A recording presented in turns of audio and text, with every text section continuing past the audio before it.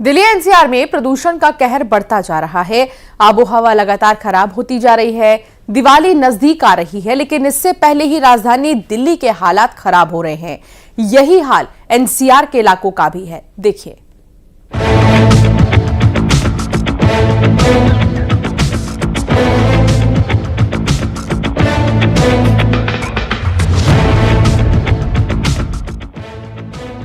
आसमान में धूल और दूर दूर तक धुआं दिखाई दे रहा है।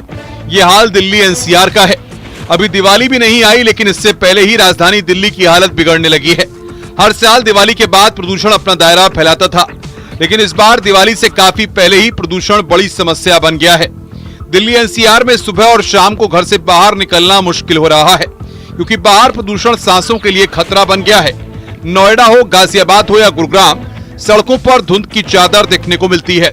सुबह स्कूल और दफ्तर जाने वाले लोगों को बाहर निकलना मुश्किल हो गया है।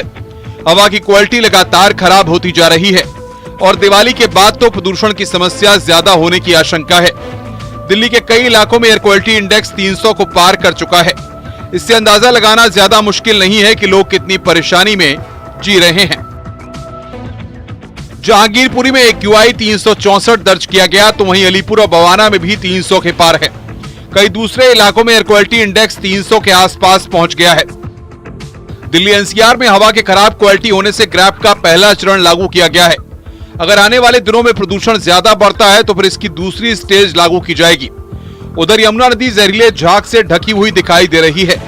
यमुना नदी के पानी के ऊपर झाग की मोटी मोटी परत है। ऐसा लग रहा है मानो पानी में बादल उतर आए हों। ऐसे में दिल्ली की हवा के साथ साथ पानी भी जहरीला होता जा रहा है। दिल्ली एनसीआर में हर साल सर्दियों में प्रदूषण लोगों के लिए मुसीबत बन जाता है। अभी सर्दी आने में थोड़ा समय बचा है, लेकिन दिल्ली एनसीआर में प्रदूषण ने पैठ बनाना शुरू कर दिया है, जिसकी वजह से commission for air quality management ने दिल्ली एनसीआर के इलाकों में ग्रैप 1 लागू किया है। आमतौर पर ग्रैप 1 लागू तब किया जाता है जब शहर का AQI 200 के पार पहुंच जाता है। जहां तक आपकी नजर जाएगी वहां तक सिर्फ और सिर्फ आपको धुंध की एक चादर नजर आने वाली है। अगर बात की जाए पोल्यूशन लेवल की, तो अभी का जो AQI लेवल है, एयर क्वालिटी इंडेक्स है, वो तकरीबन 267 है, जो कि ऑरेंज जोन में है, जो खतरनाक की श्रेणी में भी आता है। आपको बता दें, इसमें सबसे ज्यादा परेशानी बुजुर्ग लोगों को एवं साथ ही छोटे बच्चों को होती है। अस्थमा और दमा के मरीजों को भी खासी दिक्कतों का सामना करना पड़ता है। जैसे जैसे दिवाली नजदीक आती है, वैसे वैसे इस मौसम में तब्दीली होती है और पोल्यूशन का जो स्तर है वो दिन ब दिन दिल्ली एनसीआर सहित गाजियाबाद में बढ़ता जाता है। यही कारण भी है कि लाख तमाम दावे किए जाते हैं, लेकिन उन दावों को महज किताबी रूप में ही देखा जाता है। ये पहली बार ऐसा नहीं हो रहा है। हर साल इसी तरह की जो पोल्यूशन है वो बढ़ता है। वहीं नोएडा में कई हॉट स्पॉट पर नजर रखी जा रही है। पहला चरण AQI 201 से 300 यानी खराब होने पर लागू किया जाता है। दूसरा चरण AQI 301 से 400 होने पर, जो बहुत खराब माना जाता है, तब लागू होता है। तीसरा चरण AQI 401 से 450 गंभीर होने पर, तो चौथा चरण AQI 450 से ज्यादा होने पर लागू किया जाता है, जिसे गंभीर से ज्यादा माना जाता है। एयर क्वालिटी इंडेक्स के लंबे समय तक बहुत खराब श्रेणी में होने पर सांस से जुड़ी बीमारियां हो सकती हैं। ऐसे में दिल्ली एनसीआर को प्रदूषण से निजात अभी नहीं मिलने वाली है। Bureau report, news 18।